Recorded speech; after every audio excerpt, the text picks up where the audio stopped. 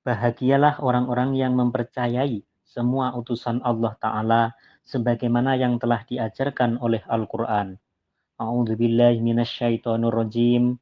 Kullun amana billahi wa malaikatihi wa kutubihi wa rusulih la nufarriqu baina ahadim mir rusulih. Artinya, semuanya beriman kepada Allah, malaikatnya, kitabnya, dan rasul-rasulnya. Mereka mengatakan, kami tidak membeda-bedakan antara seorang pun dengan yang lain di antara rasul-rasulnya. Surah Al-Baqarah ayat 286. Pada zaman ini, Allah Ta'ala telah membangkitkan seorang utusan dan Rasul untuk memajukan rohani umat manusia di seluruh dunia, yaitu Hadrat Mirza Ghulam Ahmad alaihissalam tahun 1835 sampai 1908 sebagai Imam Mahdi dan Masih Maud. Banyak orang yang telah beriman kepada beliau, tetapi sebagian besar umat manusia dewasa ini masih belum dapat mempercayai kebenaran beliau sebagai Masih Maud dan Imam Mahdi. Mungkin mereka itu masih ragu-ragu untuk menerima kebenaran beliau. Oleh karena itu, saya akan berusaha memberikan keterangan dan bukti-bukti tentang kebenaran beliau alaihissalam. Semoga semua orang, khususnya kaum muslimin, mendapat taufik dari Allah Ta'ala untuk beriman kepada beliau. Amin. Dalil pertama, Allah Ta'ala berfirman di dalam Al-Quran, Faqad labistu fikum umuram min qablihi afala ta'qilun. Artinya, sesungguhnya aku telah tinggal bersamamu beberapa lama sebelumnya. Apakah kamu tidak memikirkannya? Surah Yunus ayat 17.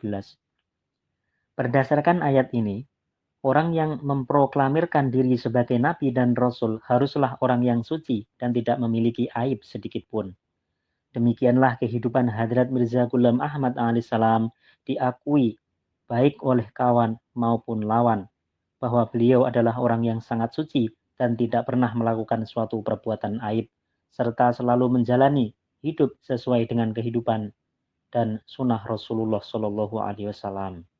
Dalil kedua, Allah Ta'ala berfirman di dalam Al-Quran, Walau taqawwala alaina ba'dal aqawil la'akhadna minhul bil yamini thumma laqata'na minhul watin. Artinya, dan sekiranya ia mengada-adakan atas nama kami sebagai perkataan, niscaya kami akan menangkap dia dengan tangan kanan, kemudian tentulah kami memotong urat nadinya. Surah Al-Haqqah ayat 45 sampai dengan 47. Menurut ayat ini, jika seseorang mengaku mendapat wahyu dari Allah Ta'ala, padahal dia berdusta, maka Allah sendiri yang akan membinasakannya, dan usianya tidak panjang. Orang yang mendapat wahyu dan ilham, kemudian memproklamirkan diri sebagai nabi dan rasul, ia harus hidup sekurang-kurangnya 23 tahun, dihitung sejak ia menerima wahyu yang berisi pengutusannya. Standar ini diambil dari Rasulullah SAW yang menerima wahyu pada usia 40 tahun dan setelah itu masih bertahan hidup walau dalam berbagai macam ancaman maut selama 23 tahun dan wafat pada usia sekitar 62 tahun. Hadrat Mirza Ghulam Ahmad alaihissalam memperoleh wahyu yang berisikan perintah pengutusan beliau pada bulan Maret 1882. Kul inni umirtu wa ana awwalul mu'minin. Artinya, katakanlah, aku diutus, aku diperintahkan oleh Allah dan akulah yang paling pertama beriman. Hadrat Mirza Ghulam Ahmad alaihissalam wafat secara wajar pada tahun 1908. Artinya, beliau hidup lebih dari standar waktu 23 tahun tersebut. Hal itu menjadi bukti atas kebenaran beliau alaihissalam. Dalil ketiga, Allah Ta'ala berfirman di dalam Al-Quran, فَأَنْجَيْنَاهُ وَأَصْحَابَ السَّفِينَةِ وَجَعَلْنَاهَا آيَةً لِلْعَالَمِينَ. Artinya, kami selamatkan Nuh dan penumpang-penumpang bahtera itu, dan kami jadikan peristiwa itu pelajaran bagi seluruh umat manusia. Surah Al-Ankabut ayat 16. Pada masa Hadrat Mirza Ghulam Ahmad alaihissalam, India dilanda wabah penyakit pes. Tak terhitung banyaknya orang yang meninggal dunia akibat wabah tersebut. Beliau alaihissalam menerima wahyu dari Allah Ta'ala, inni uhafidhu ulama fiddar. Artinya, akan aku selamatkan semua orang yang ada di rumahmu.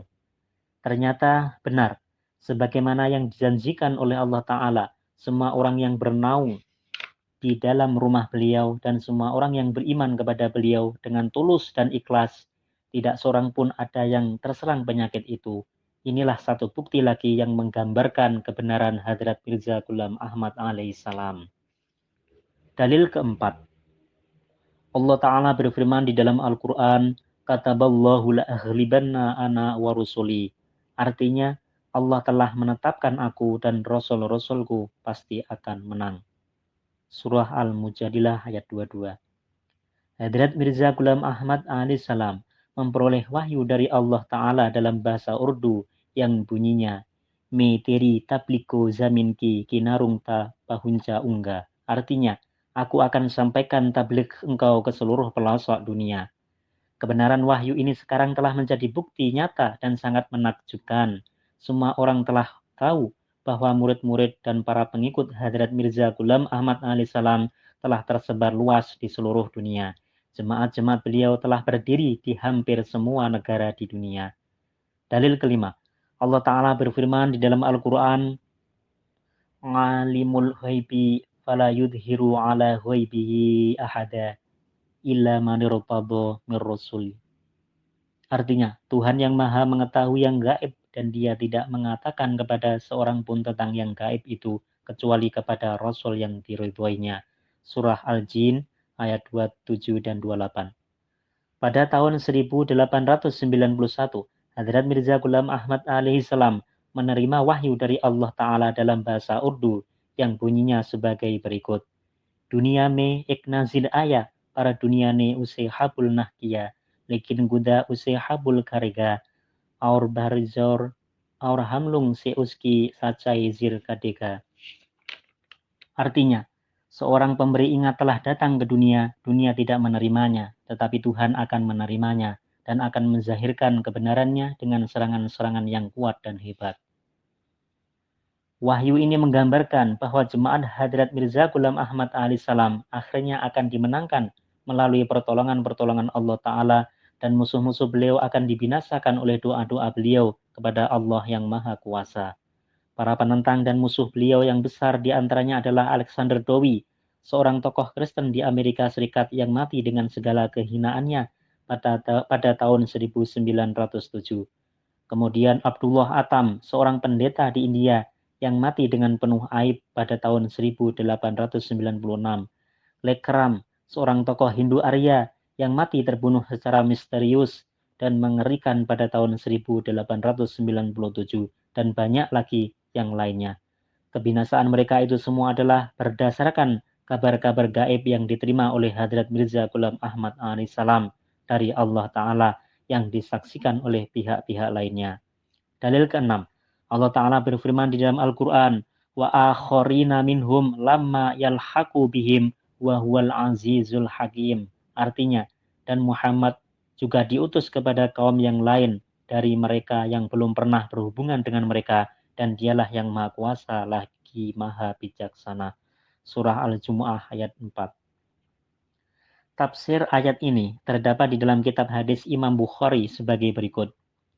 An Abi Hurairah radhiyallahu anhu qol kunna julusan indan Nabi sallallahu alaihi wasallam unzilat alaihi suratul jum'ati wa akharina minhum qila man hum ya Rasulullah falam yuraji'hu hatta sa'ala salasa wa fina Salmanu Farisiyu wa wada'a Rasulullah sallallahu alaihi wasallam yadahu ala Salmana summa qala law kanal imanu inda suraya lana lahu rijalun au rajulun min haula'i.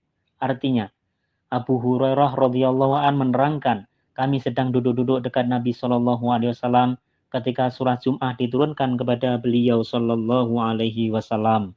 Sahabat bertanya siapakah yang dimaksud dengan wa akharina minhum di dalam ayat itu? Beliau tidak menjawab hingga para sahabat bertanya sampai 3 kali. Di antara kami terdapat seorang yang bernama Salman dari Persia atau Iran. Kemudian Rasulullah Shallallahu Alaihi Wasallam meletakkan tangan beliau di atas pundak Salman seraya berkata, seraya bersabda, jika iman telah terbang ke bintang suraya, beberapa orang laki-laki atau seorang laki-laki dari antara orang-orang ini asal Persia akan mengambilnya kembali. Hadis dalam riwayat Bukhari dalam Sahihnya dan tafsir Ibnu Katsir jilid 4 halaman 362 terbitan Sulaiman Mar'i Singapura. Sesuai ayat tersebut dan tafsirnya yang terdapat di dalam Sahih Bukhari, terbukti bahwa yang dimaksud adalah Hadrat Mirza Ghulam Ahmad alaihissalam lah orangnya, sebab nenek moyang beliau berasal dari Persia dan hijrah serta tinggal di Hadian, India. Dan beliau berdasarkan perintah dari Allah Ta'ala telah memproklamirkan diri sebagai Masih Maud dan Imam Mahdi yang dijanjikan untuk membawa kembali iman yang telah hilang tersebut.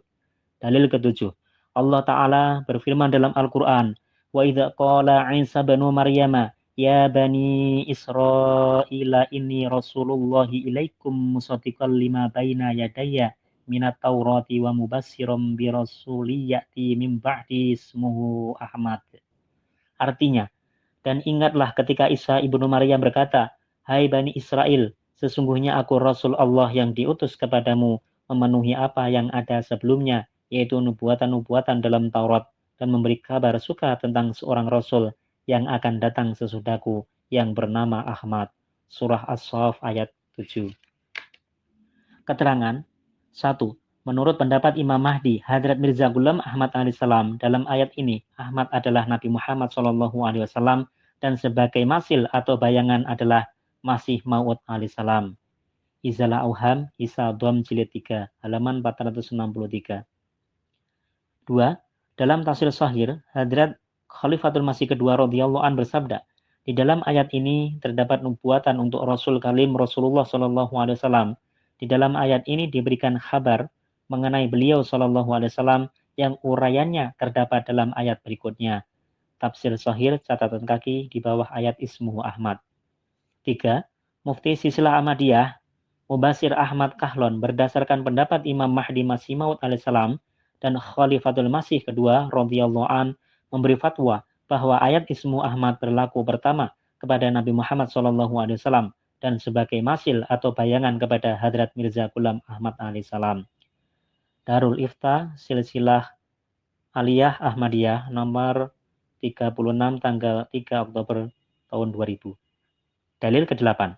Allah Ta'ala berfirman di dalam Al-Quran, فَمَنْ حَاجَّكَ فِيهِ مِنْ بَعْدِ مَا جَاءَكَ مِنَ الْعِلْمِ فَقُلْ تَعَالَوْا نَدْعُ أَبْنَاءَنَا وَأَبْنَاءَكُمْ وَنِسَاءَنَا وَنِسَاءَكُمْ وَأَنْفُسَنَا وَأَنْفُسَكُمْ ثُمَّ نَبْتَهِلْ وَنَجْعَلْ لَعْنَةَ اللَّهِ عَلَى الْكَاذِبِينَ. Artinya, maka barang siapa berbantah dengan engkau tentang dia setelah datang kepada engkau ilmu ilahi, maka katakanlah kepadanya, marilah kita masing-masing memanggil anak-anak kami dan anak-anak kamu, dan perempuan-perempuan kami dan perempuan-perempuan kamu, dan orang-orang kami dan orang-orang kamu. Kemudian kita bermubahalah kepada Allah, dan kita mintakan laknat Allah atas orang-orang yang berdusta. Surah Al-Imran ayat 62. Sehubungan dengan ayat ini, Hadrat Mirza Ghulam Ahmad alaihissalam pada tahun 1867 dalam buku beliau Anjam-e-Atam menuliskan, orang-orang yang tidak mau mengerti pengakuanku, meskipun aku telah menjelaskannya berdasarkan dalil-dalil dari Quran Karim dan hadis, dan mereka tidak henti-hentinya mengkafirkan dan mendustakan aku, maka aku panggil mereka semua untuk memanjatkan doa mubahalah, tetapi mereka tak ada yang mau menerima tantanganku. Yakni, mubahalah ini pun merupakan salah satu cara untuk membuktikan kebenaran Hadrat Mirza Ghulam Ahmad alaihissalam.